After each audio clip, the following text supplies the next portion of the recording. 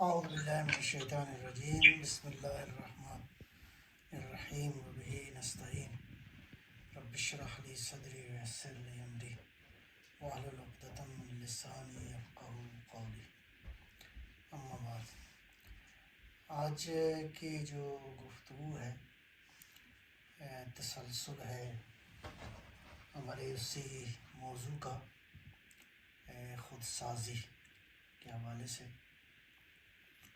تو آج جو ٹاپک زیر بحث ہے وہ ہے نیت، ارادہ جو ہے، انٹینشن، اس کا پاک ہونا، نیتوں کا پاک ہونا، ارادوں کا پاک ہونا، خود سازی کے حوالے سے اس کا رول جو ہے بہت ہی بنیادی ہے۔ نبی اکرم صلی اللہ علیہ وآلہ وسلم کی حدیث مبارکہ ہے، ان اللہ لا ينظر الى صورکم واعمالکم وانما ينظر الى قلوبکم ونیاتکم۔ اللہ جو ہے وہ تمہاری شکلوں، تمہاری صورتوں، تمہاری پکچرز کو نہیں دیکھتا، نہ ہی تمہارے اعمال پہ ڈائریکٹ اس کی نگاہ ہوتی ہے، یعنی ڈائریکٹ۔ ویسے تو اللہ تو جو ہے وہ ہر چیز اس کی نگاہ میں ہے، یعنی جب پروردگار تمہارے اعمال کو جانچنا چاہتا ہے تو اعمال کو نہیں دیکھتا۔ وَإِنَّمَا يَنظُرُ إِلَىٰ قُلُوبِكُمْ وَنِيَّاتِكُمْ، اللہ دیکھتا ہے تمہارے دلوں کو اور تمہارے ارادوں کو، کہ یہ کس دل کا مالک ہے، یہ کون سا دل ہے، اس کی بنیاد پر عمل جو ہے وہ جانچا جاتا ہے۔ اور یہ جو نماز کے اس میں ہے کہ نیت جو ہے وہ بنیاد ہے، یعنی نیت وہ رکن ہے کہ اس کے بغیر جو ہے وہ نماز ممکن ہی نہیں ہے۔ ایک انسان نیت نہ کرے اور نماز پڑھ لے تو گویا نماز نہیں ہے۔ اور نماز میں نیت کرتے ہیں قربتاً اللہ، اللہ کا تقرب، خدا سے قربت جو ہے وہ اس کی نیت سے ہم، اور جس عمل میں خدا کے قرب کی انٹینشن ہو جائے وہ عمل جو ہے وہ ظاہر ہے کہ نورانی ہو جاتا ہے۔ جہاں اللہ انسان کے ارادے میں آ جائے، وہ ارادہ جس میں اللہ شامل ہو جائے، وہ ارادہ جس میں خداوند عالم کی اطاعت مورد نظر ہو، وہ اس ارادے کو ہم کہیں گے ڈیوائن انٹینشن۔ اس ارادے کو کہیں گے یہ اللہ کی اطاعت کا ارادہ ہے، اللہ کا ارادہ۔ اللہ کا ارادہ بے معنی اس معنی میں کہ وہ ارادہ جو ہے اس کا رنگ الہی ہو جاتا ہے۔ اس سورہ مبارکہ بقرہ کی آیت 138 بہت ہی خوبصورت ہے۔ اللہ فرماتا ہے صبغۃ اللہ ومن احسن من اللہ صبغۃ ونحن لہ عابدون۔ صبغۃ اللہ، اللہ کا رنگ، صبغہ کہتے ہیں رنگ کو، لون، صبغہ کا معنی ہے رنگ۔ صبغۃ اللہ، اللہ کا رنگ۔ ومن احسن من اللہ صبغہ، اللہ کے رنگ سے بہتر، خوبصورت، حسین، بیوٹیفل رنگ کون ہو سکتا ہے؟ یعنی اللہ کے رنگ سے بڑھ کے کوئی اور رنگ نہیں ہے۔ وَنَحْنُ لَهُ عَابِدُونَ، اور ہم صرف اسی کی عبادت کرتے ہیں۔ تو یہ رنگ جو ہے بنیادی طور پر مفسرین نے جو بحث فرمائی ہے، یہ اطاعت الہی کا رنگ ہے، یہ دین کا رنگ ہے، یہ فطرت الہی کا رنگ ہے۔ وہ فطرت الہی جو کہ جس کی وجہ سے اعمال جو ہے وہ جانچے جائیں گے۔ یہ جو سورہ ہے، سورہ بقرہ کی آیت 138 ہے، اس آیت میں یہ مطلب بہت ہی خوبصورت ہے، یعنی سارے رنگ جو ہیں وہ باطل ہیں۔ اس رنگ سے مراد یہ کلرز نہیں ہیں، یہ جو نیلا پیلا کلر ہے، یہ کلر نہیں، اس کلر سے مراد الہی رنگ ہے۔ لہٰذا اس کے مقابلے میں کون سے رنگ ہیں؟ دنیا کا رنگ ہے، دنیا کے اعمال جو ہم کرتے ہیں، مثلاً فرض کریں دولت کا رنگ ہے، جاہ و جلال کا رنگ ہے، مثلاً قبیلے کا رنگ ہے، فرض کریں زبان کا رنگ ہے۔ یہ جو لوگ ان چیزوں کے لیے مرتے ہیں، زندگی ختم کرتے ہیں، نہیں، رنگ اصل میں وہی اللہ کا رنگ ہے، اللہ کی اطاعت کا رنگ ہے۔ اگرچہ اس آیہ مبارکہ میں بعض روایات کے مطابق اس رنگ سے مراد ولایت کا رنگ ہے، ولایت امیر المومنین علیہ السلام، ولایت اہل بیت علیہ السلام۔ کوئی فرق نہیں ہے، یہ ظاہر ولایت اسی اللہ کی ولایت ہی کی کنٹینیوشن میں ہے، تو مراد جو ہے وہی اطاعت الہی ہے۔ لہٰذا یعنی بنیادی طور پہ باطن جو ہے وہ ہو جائے اللہ کی اطاعت کے ماتحت، تو باطن کا کلر جو ہے وہ ہو جائے الہی کلر، بس ارادے الہی ہو جائیں، نیتیں پاک ہو جائیں، نیتیں درست ہو جائیں، نیتوں کی ڈائریکشن جو ہے وہ درست ہو جائے۔ بعض اوقات اس کو بعض علماء نے ایک اور بھی بڑا باریک ایک مطلب بیان فرمایا ہے کہ یہ جو نماز پڑھتے ہیں، فرض کریں نیک اعمال کرتے ہیں، یہ اعمال جو ہیں وہ بعض اوقات انسان ثواب کی نیت سے کرتا ہے یا اللہ کے عذاب سے ڈرنے کی نیت سے، یہ اس سے عمل باطل تو نہیں ہوتا، عمل ٹھیک ہے، لیکن کوئی بھی عمل ایکشن جو ہے اس کی ویلیو کم ہو جاتی ہے، یعنی بندگی وہ ہو جو خالص اللہ کے لیے ہو۔ امیر کائنات صلوات اللہ سلام اللہ علیہ فرماتے ہیں، پروردگار میں جنت کے لالچ میں تیری عبادت نہیں کرتا، تیری جہنم کے خوف سے عبادت نہیں کرتا، تیری عبادت کرتا ہوں وجدتک اہلا للعبادہ، تیری عبادت اس لیے کرتا ہوں کہ تیری ذات عبادت کے اہل ہے، تیری ہی بندگی ہونی چاہیے۔ لہٰذا دیکھیں، ارادے جب پاک ہوتے ہیں تو ساری زندگی کے اعمال پاک ہو جاتے ہیں، نتیجتاً فکر جو ہے اس کو کنٹرول کرنا، اور سب سے بڑی عبادت جو ہے یہ فکر کی عبادت ہے کہ انسان کی فکر، انسان کا ارادہ جو ہے وہ کنٹرول میں ہو، وہ پاکیزہ ہو جائے۔ یہ جو فرمایا بعض حدیث میں ہے کہ 1 گھنٹے کا تفکر ساعت کا ترجمہ اگر 1 گھنٹہ کریں یا کچھ وقت کریں، تو کچھ وقت جو ہے تفکر کرنا، سوچنا 70 سال کی عبادت سے بہتر ہے، افضل ہے۔ کیوں؟ یعنی خالی عمل جس میں فکر شامل نہ ہو، خالی عمل جس میں تعقل شامل نہ ہو، جس میں اللہ کی معرفت شامل نہ ہو، تو وہ عمل جو ہے وہ اس کی قیمت زیادہ نہیں ہے، بہت کم ہے۔ لہٰذا ثواب عقاب کی خاطر، ثواب کی خاطر اور عقاب سے بچنے کی خاطر عمل تو ٹھیک ہے، اچھا ہے، لیکن اس کی قیمت کم ہے۔ لہٰذا ارادوں کے پاک کرنے کے لیے جو ہے نا ضرورت ہے کہ اس پہ توجہ کی جائے۔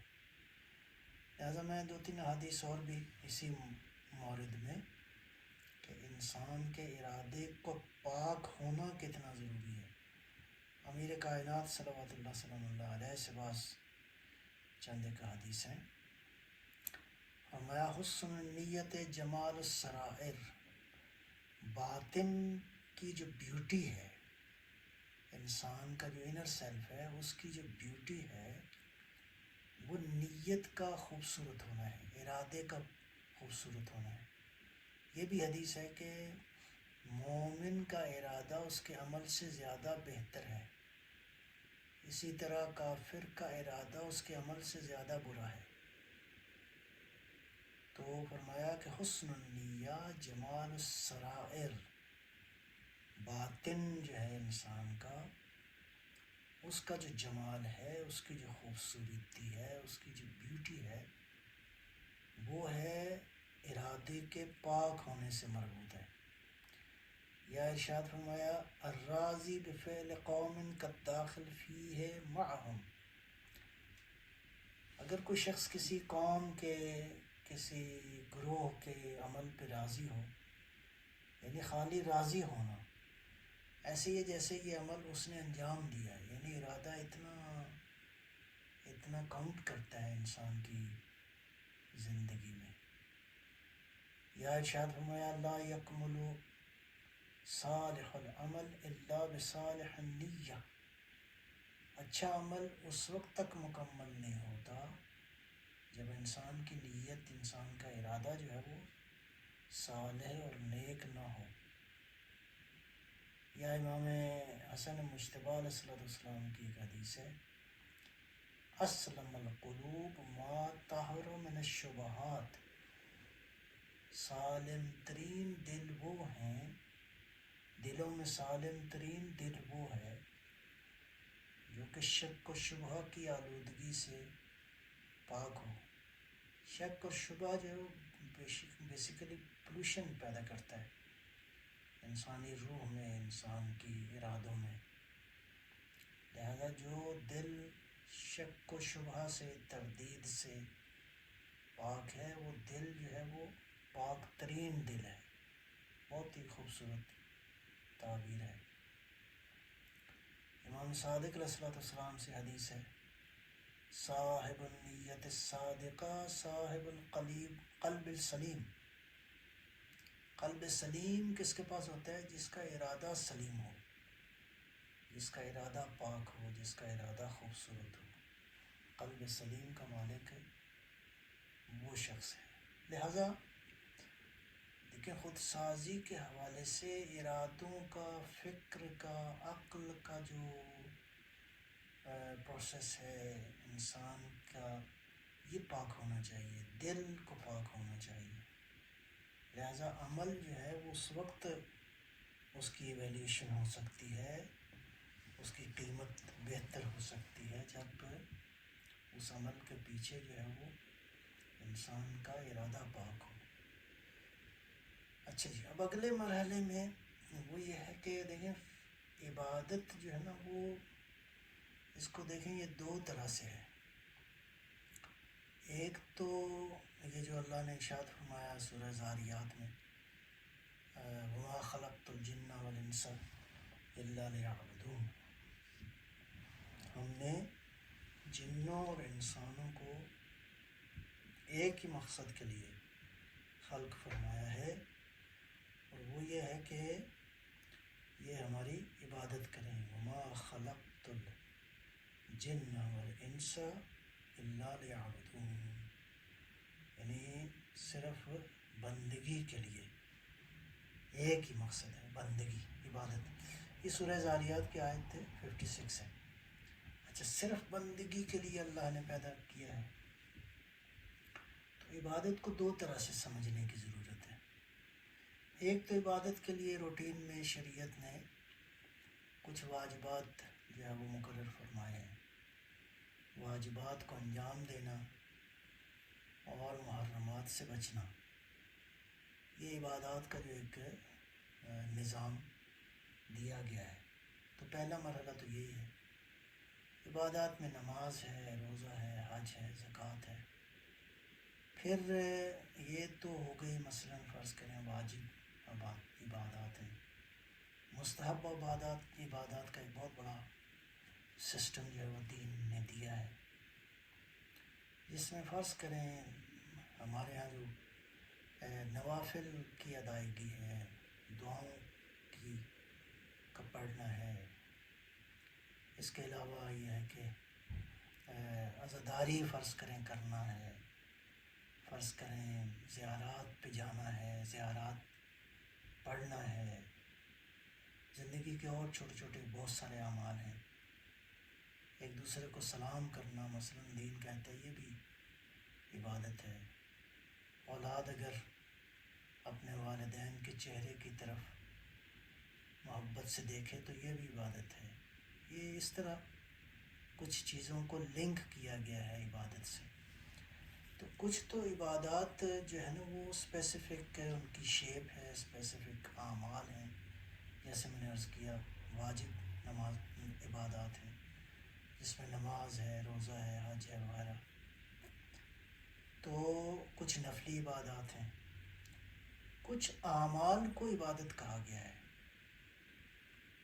لیکن یہ جو مفہوم ہے کہ جنوں اور انسانوں کو صرف ہم نے ایک ہی مقصد کے لیے خلق فرمایا ہے اور وہ ہے عبادت، یہ کیسے پیدا ہوگا؟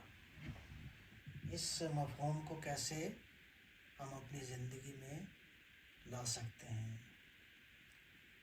اس کے لیے میں عرض کروں آپ کی خدمت میں، وہی نیت جو ہے نا اس کی ڈائریکشن کا مسئلہ ہے۔ نیت کی ڈائریکشن کیا ہے؟ جو بھی فرض کریں میں کام اپنی زندگی میں کر رہا ہوں، فرض کریں کوئی ڈرائیونگ کر رہا ہے، کوئی آفس میں بیٹھا ہے، کوئی گھر میں بیٹھا کام انجام دے رہا ہے، دے رہی ہے، کوئی خاتون فرض کریں جو بھی عمل کر رہے ہیں، اگر یہ اللہ کی اطاعت کے لیے ہے، مثلا فرض کریں میں سفر میں ہوں، گاڑی میں بیٹھا ہوں، اگر یہ سفر اطاعت کا سفر ہے اور میری توجہ بھی ہے اس سفر کی طرف، تو یہ سفر پھر صرف سفر نہیں ہے، یہ اللہ کی اطاعت میں ہے، لہذا یہ بھی عبادت ہے۔ اس کے علاوہ زندگی میں جو کام بھی جو کوئی کر رہا ہے، آفس میں بیٹھا ہے، اگر اللہ کی اطاعت میں ہے، اگر کوئی کھیت میں کام کر رہا ہے، اگر کوئی فرض کریں کوئی بھی زندگی میں نیک عمل، جائز عمل جو کر رہا ہے، اور وہ جائز عمل اگر میرا ارادہ اس اعتبار سے ہو جائے کہ پروردگار میں تیری اطاعت کی خاطر یہ کر رہا ہوں، تیرے حکم کی بجا آوری میں کر رہا ہوں، تو وہی عمل جو ہے وہ عبادت بن جائے گا، وہی عمل خوبصورت ہو جائے گا۔ گویا بالفاظ دیگر ضرورت ہے کہ ہم اپنے ہر جائز عمل کو کنیکٹ کریں، اس کو رنگ دے دیں، کون سا؟ اللہ کا رنگ، اللہ کی اطاعت کا رنگ، دین کا رنگ، فطرت کا رنگ۔ اگر اس رنگ میں رنگا جائے یہ عمل تو یہی عمل نور ہے، یہی عمل خوبصورت ہے، یہی عمل جو ہے وہ انسان کی زندگی کو نورانی بنا دیتا ہے۔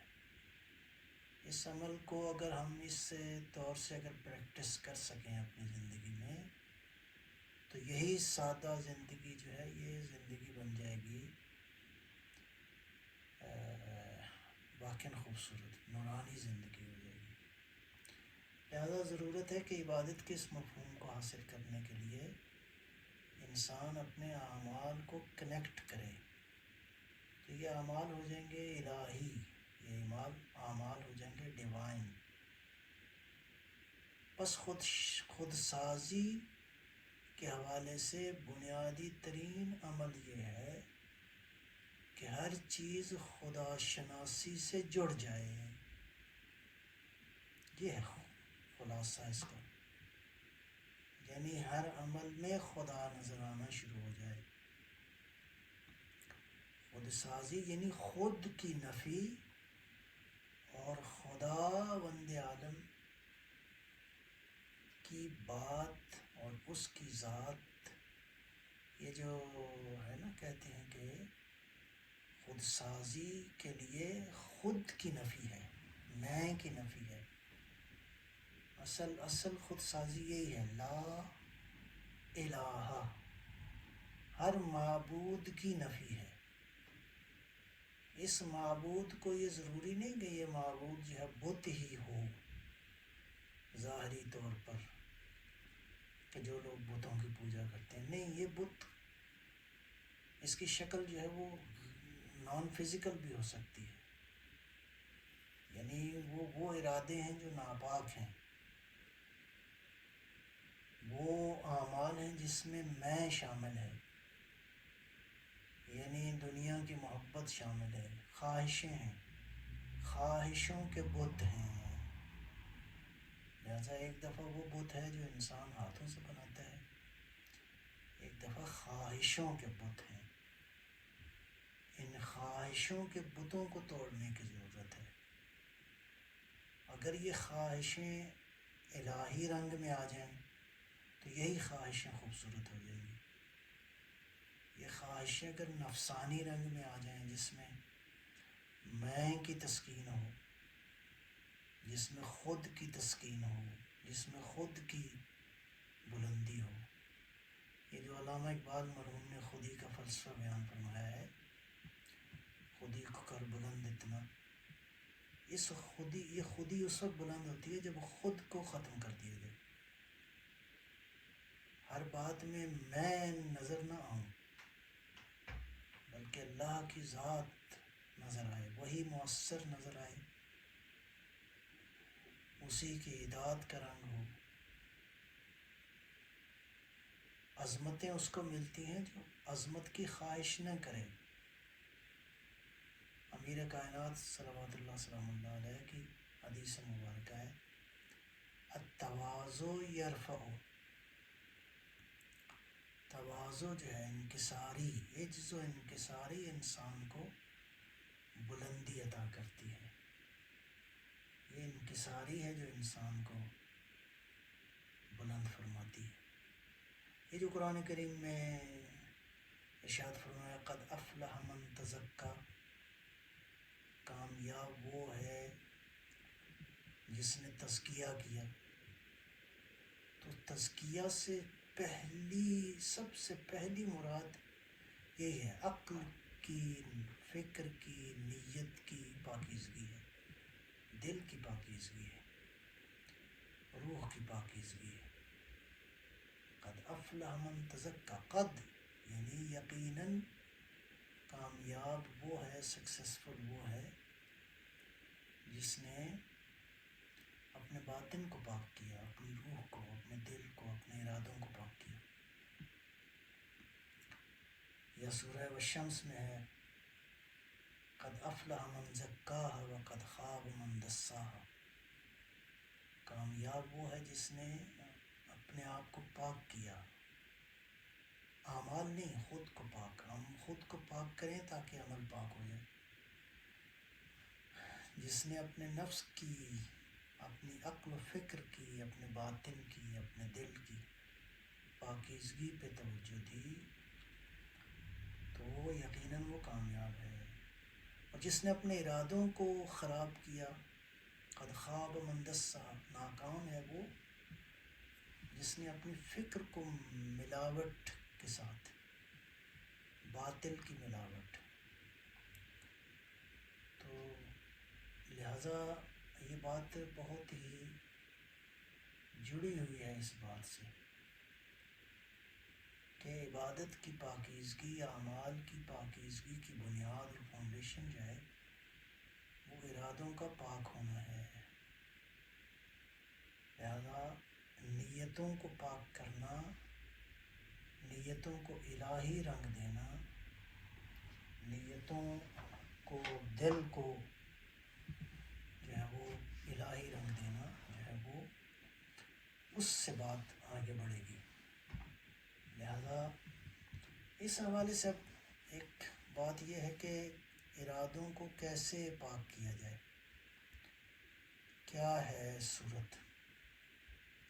اس میں ایک بات کی طرف آپ کی توجہ دلانا چاہوں گا، اور وہ ہے ارادوں کے پاک ہونے کے لیے ایک بہترین ذریعہ، ایک تو وہی ہے کہ ہم جو اعمال کرتے ہیں عبادات کے وہ خالص ہو جائیں، نماز خالص ہو جائے، اس کے علاوہ جو اور عبادات ہیں وہ خالص ہو جائیں، معرفت کے ساتھ ہوں۔ اس کو ایک اور پہلو سے دین نے بڑا خوبصورت بیان فرمایا ہے، وہ ہے انسان ذاکر ہو، یاد میں رہے، اللہ کی یاد میں، اللہ کا ذاکر ہو انسان۔ اللہ کا ذاکر اس حوالے سے بڑی خوبصورت کچھ فرامین ہیں، کچھ احادیث ہیں۔ نبی مکرم صلی اللہ علیہ وآلہ وسلم کی حدیث مبارکہ، فرمایا قالت الحواریون لعیسیٰ علیہ السلام، عیسیٰ علیہ السلام کے جو حواری سے مراد ان کے اصحاب، ان کے چاہنے والے، ان کے فالوورز۔ عیسیٰ علیہ السلام کے حواریوں نے ان سے کہا یا روح اللہ من نجالس، ہم کس کے ساتھ ملاقاتیں کریں، کن کے ساتھ بیٹھیں، کن کے ساتھ ہماری سٹنگز ہونی چاہیے، ہماری میٹنگز جو ہیں، ہماری سٹنگز کیسے لوگوں کے ساتھ ہم کریں۔ قال، تو حضرت مسیح علیہ السلام نے جواب دیا من یذکرکم اللہ رؤیتہ ویزید فی عملکم منطقہ ویرغبکم فی الآخرۃ عملہ۔ بہت ہی خوبصورت ہے، 3 چیزیں۔ فرمایا جس کے دیکھنے سے تمہیں خدا یاد آ جائے۔ سبحان اللہ۔ بعض چہرے، بعض صورتیں ایسی ہوتی ہیں کہ ان کے دیکھنے سے اللہ یاد آتا ہے، خداوند عالم کی یاد آتی ہے، دین کی یاد آتی ہے، یعنی خالی ان کی زیارت کرنا ہی انسان کے لیے ایک تبدیلی کا باعث ہوتا ہے۔ تو ایک تو یہ صفت ہونی چاہیے، ایسے لوگوں کے ساتھ میٹنگ کرو، ایسے لوگوں کے ساتھ ملو، ایسے لوگوں کے ساتھ مجلس رکھو، محفل رکھو۔ من یذکرکم اللہ رؤیتہ، جن کے چہرے کی طرف نگاہ کرنے سے خدا کی یاد تازہ ہو، اللہ کا تقوی، اللہ کی یاد، اللہ جو ہے وہ انسان کو یاد آ جائے۔ وَيَزِيدُ فِي عَمَلِكُمْ مَنْطِقَهُ، اور اس کی گفتگو جو ہے اس سے تمہارے عمل میں اضافہ ہو جائے، یعنی اس کی وجہ سے تم مزید اچھا عمل کرنے کے لیے آمادہ ہو جاؤ۔ وَيُرَغِّبُكُمْ فِي الْآخِرَةِ، اور آخرت جو ہے وہ اس کی طرف تمہیں وہ متوجہ کر دے۔ سبحان اللہ۔ یعنی وہ شخص جس کے دیکھنے سے اللہ یاد آ جائے، جس کی گفتگو سے تمہارے عمل میں اضافہ ہو، اور جس کا عمل تمہیں آخرت کی طرف متوجہ کرے، ایسے افراد کے ساتھ جو ہے وہ تم مجلس رکھو۔ تو یہاں ذکر کی بات ہے، یعنی ایسی محفلیں جہاں اللہ کا ذکر ہو۔ اللہ کا ذکر ظاہر ہے کہ اس سے مراد دین کی ساری پہلوؤں کی گفتگو ہے، یعنی جہاں کوئی خوبصورت دینی گفتگو ہو، وہ مجلس گویا یاد خدا سے معمور ہے۔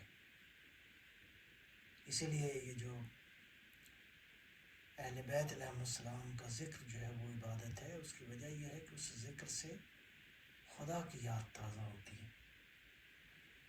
پھر ارشاد فرمایا وَمِنْ أَعْظَمِ النِّعَمِ عَلَيْنَا جِرْيَانُ ذِكْرِكَ عَلَىٰ أَلْسِنَتِنَا، یہ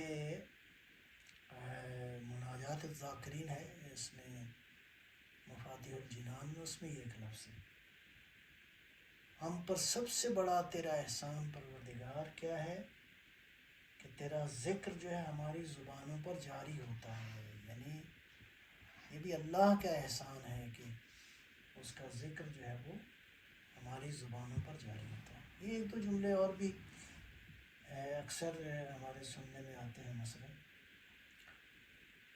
دعائے کمیل کا جملہ ہے یا من ذکرہ شفا،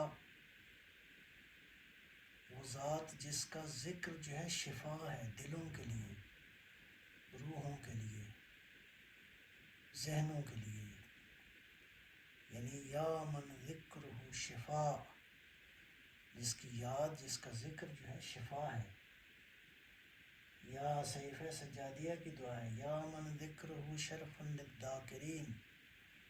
عجب ہے، بہت ہی خوبصورت ہے. یہ جو کوئی ذاکر ذکر کرتا ہے تو یہ شرف ہے اس کا، اس کے لیے شرف کا باعث ہے. یعنی گویا یہ اللہ نے عنایت کی ہے اس پر کہ وہ خدا کا ذکر کر رہا ہے. مناجات الذاکرین میں ایک اور جملہ ہے، وَاسْتَغْفِرُكَ مِنْ كُلِّ لَذَّةٍ بغیر ذکر کا. یہ بہت ہی قابل توجہ ہے یہ جملہ.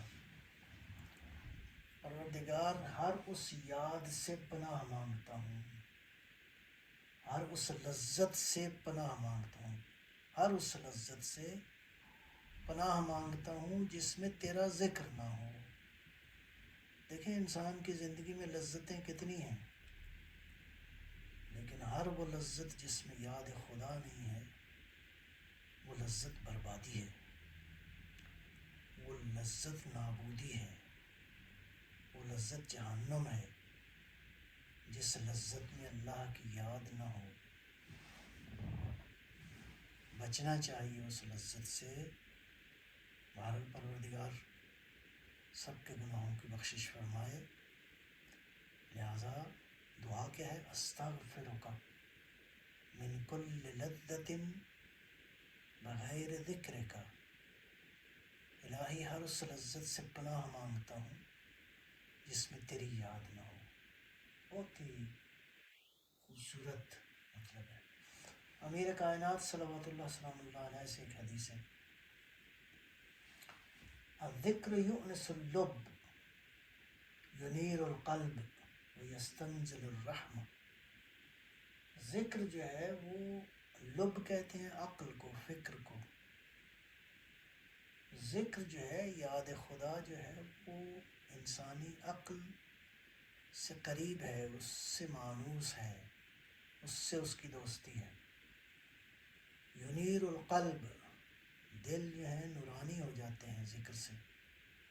ویستنزل الرحمہ، اللہ کی رحمت جو ہے وہ نازل ہوتی ہے. لہٰذا ارادوں کو، نیتوں کو پاک کرنے کا ایک ذریعہ جو ہے وہ ذکر ہے، یاد الہی ہے. ایک اور حدیث میں، ایک دو حدیثیں اور بھی بہت ہی خوبصورت ہیں، میں عرض کرنا چاہوں گا.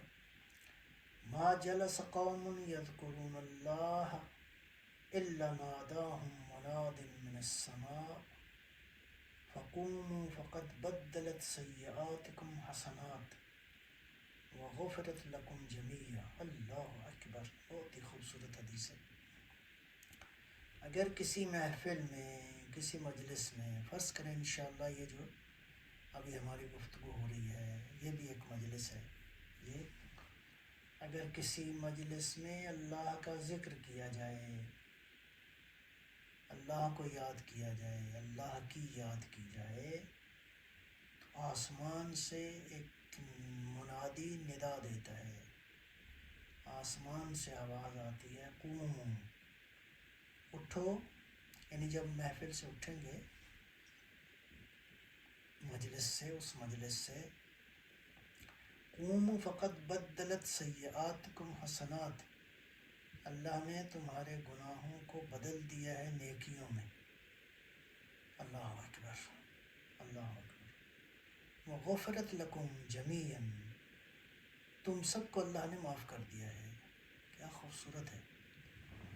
یعنی اگر کسی محفل میں اللہ کی یاد ہو، اللہ کا ذکر ہو، یذکرون اللہ، یا ما جلس قوم، کوئی بھی گروہ، کوئی بھی کچھ لوگ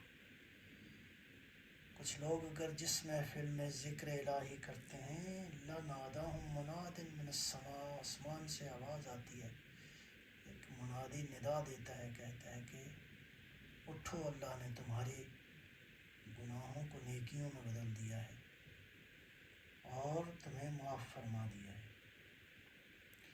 ایک اور حدیث ہے کہ ارشاد فرمایا ارتعوا فی ریاض الجنہ، جنت کے باغوں میں سیر کرو. ریاض روضہ کی جمع ہے، روضہ کہتے ہیں باغ کو عربی میں.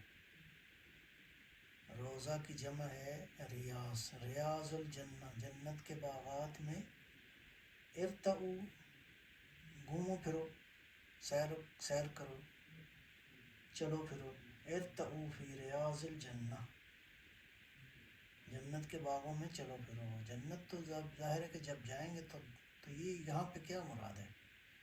فقیل لہو، عرض کیا کہ کیا وما ریاض الجنہ، یہ جنت کے باغات کون سے ہیں؟ فرمایا حلق الذکر، یہ ذکر کی محفلیں ہیں، یاد الہی کی محفلیں ہیں، دین کی محفلیں ہیں، پاکیزہ محفلیں ہیں۔ اللہ اکبر۔ ایک اور حدیث فی الحال اس مورد میں، امیر کائنات صلوات اللہ سلام اللہ علیہ سے حدیث ہے، مداومۃ الذکر قوت الارواح و مفتاح الصلاح، دائمی ذکر، مسلسل ذکر جو ہے اللہ کی یاد ارواح کی طاقت کا باعث ہے اور صلاح کی، بہتری کی، کامیابی کی چابی ہے۔ لہٰذا دیکھیں وہ جو بات شروع عرض کی تھی آپ کی خدمت میں کہ ارادوں کو پاک کرنے کے لیے ضروری ہے کہ انسان اللہ کی یاد میں رہے، اللہ کی یاد میں۔ اعمال کی پاکیزگی کا سبب بھی یہی ہے۔ لہٰذا ان اعمال کو، جیسے میں نے عرض کیا، کو پاک کرنے کے لیے ضروری ہے کہ انسان کا ارادہ آہستہ آہستہ اس قابل ہو جائے کہ ہر عمل کو کنیکٹ کر سکیں ہم آخرت سے، اللہ سے۔ جب کہتے ہیں نا قربتاً الی اللہ، تو گویا یہ عمل کنیکٹ ہو جاتا ہے ابدیت کے ساتھ۔ اللہ کی ذات ابدی ہے، ایور لاسٹنگ ہے۔ لہذا اگر کوئی عمل اس اللہ کے ساتھ ہو جائے مربوط، متعلق، تو وہ عمل باقی رہتا ہے، وہ عمل ختم نہیں ہوتا، اس عمل کے آثار باقی رہتے ہیں، اس عمل کے نتائج باقی رہتے ہیں۔ سید الشہداء علیہ السلام کی قربانی آج بھی زندہ ہے، وہ شہادت کا فلسفہ آج بھی زندہ ہے۔ کیوں؟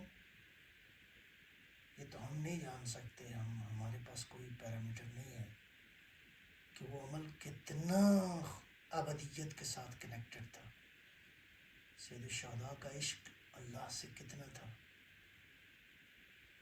جو شہادت کے آخری مرحلے میں بھی اللہ کو یاد کر رہے تھے، یا غیاث المستغیثین۔ تو گویا ہر وہ عمل پاک ہے، ہر وہ ایکشن پاک ہے، ہر وہ چیز پاک ہے جس کے پیچھے ارادہ پاک ہے، جس کے پیچھے نیت پاک ہے، جس کے پیچھے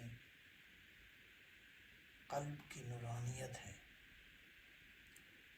جس ارادے کو ہم نے کنیکٹ کر دیا ہے ابدیت کے ساتھ۔ ابدیت کے ساتھ یعنی اللہ کی ذات جو ہے وہ ابدی ہے۔ لہٰذا یہ ایک بنیادی ترین فارمولہ ہے کہ ہم خود سازی کے لیے اپنے عمل میں خدا کو، اپنی نیت میں خدا کو شامل کریں، خود کو نہیں، خدا کو۔ خود سازی کا بہترین طریقہ یہ ہے کہ خود نہ ہو، میں نہ ہو، میں کی نفی ہے، ذات توحید کا اس بات ہے۔ لا الہ، کوئی معبود نہیں ہے۔ یہ خواہشیں، یہ نفسانی، یہ دنیا کی خواہشیں۔ البتہ سوال یہاں پیدا ہو سکتا ہے کہ دنیا میں پھر یہ جو چیزیں ہیں، جو ہماری فزیکل دنیا کی ضروریات ہیں، یہ ضروریات ہیں، شریعت نے، دین نے منع نہیں کیا ان کو، لیکن لمٹس ہیں ان کی۔ اور یہ دنیا والی چیزیں جو ہیں، یہ صرف اس لیے ہیں تاکہ اس کی طاقت سے ہم آخرت کو حاصل کریں، نہ یہ کہ ان کو حاصل کریں اور آخرت کو بھول جائیں۔ آخرت کو بھولنا نہیں، آخرت کو بھولنا مراد نہیں ہے، آخرت رہے باقی۔ یہ اعمال اس طرح ہم انجام دیں کہ آخرت جو ہے وہ باقی رہے۔ تو میرا خیال ہے کہ آج کی اس یہ بات ہم نے ثابت کی، بیان کی کہ بنیادی طور پر انسان کے ارادوں کا پاک ہونا ہی خود سازی کا ایک بنیادی ترین مقصد ہے۔ انشاءاللہ پروردگار کی بارگاہ میں دعا ہے کہ پروردگار ہمیں اپنے ارادوں کو پاک کرنے، اپنی نیتوں کو خوبصورت بنانے کی توفیق عطا فرمائے۔ السلام علیکم ورحمۃ اللہ وبرکاتہ۔